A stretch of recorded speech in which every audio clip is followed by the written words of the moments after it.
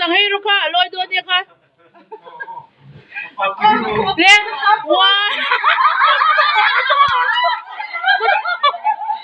one two three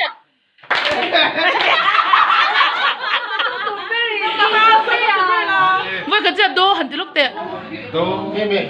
Indo thì đâu sang Hồng Kông lúc đấy có lúc không ngô rồi cái rùa lụt hết rồi đi đang cái gì message tôi tết cho Instagram cái chân nòng cái giỏi là ngay lâu anh tiếng ngay lâu tiếng à hey đồ sắc nó ổn anh nghe cái tiếng ha đồ sắc nó ổn anh lên về đồ tê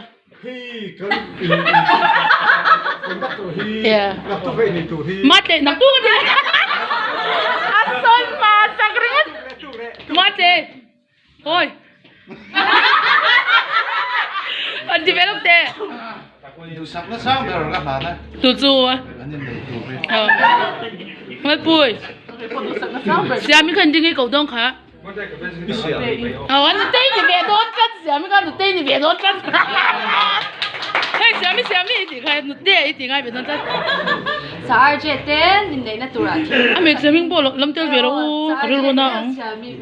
thì nó không takin đồ sắc na sao vậy thế nào chơi sao cái phur to là tụi cái mà bôi mò sao chứ lẽ xem mi tên đồ sắc na anh sống được đồ sắc na sao vậy lẽ tên là nó 40 cái mà in 5 and this anh gia đình nhận discount khá với nào hả 50% in discountถ้ากับsaleที่เขาจะมองกันไล่แล้วนั่นปุ้ย branded อ่ะหัวเราพูดอะไรเลยเดี๋ยวลูกอัง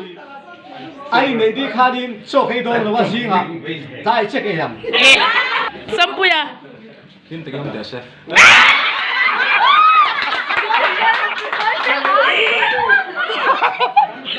so mà sao chứ là xem thế anh lấy real brand rồi Krista đi xe nang mà hi lai ri là gì nhỉ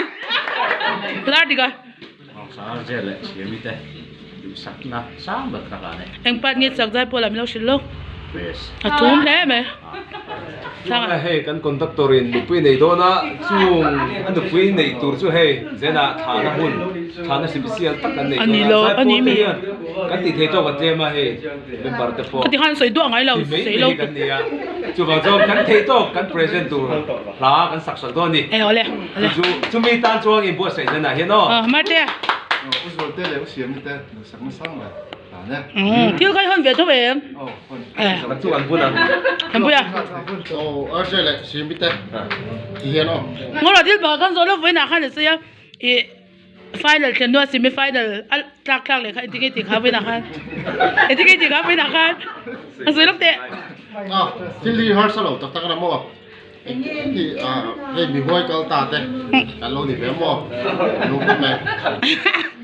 cái picture thì khá đâu rồi với nào say với những cái nào cái gì mà bùi à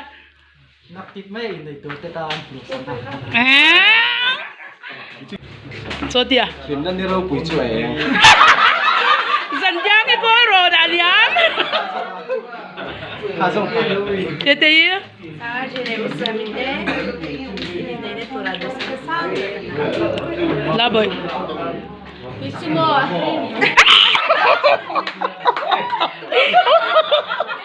xem mi thằng hiểu tụi cái điều gì xem mà xem đồ sắc sang về cái làm này không sao chứ này một xem mi đồ sắc sang về cái làm này lẽ anh ấy sẽ về đủ lên sẽ đi lại hiền if a glow về facial thì nó sẽ đều tố mi em coi với tới cái makeup tay cái phụ selfie lang po lang kisik mấy với tới makeup pala rồi đó hey mà pui sợi khăn nặng tính mấy ạ pui cái gì đó đó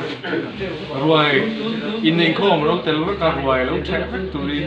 xong hết chưa nhỉ lờ mẹ hả like subscribe ngồi đó lúc ơi mình kia nào like and subscribe được rồi like and subscribe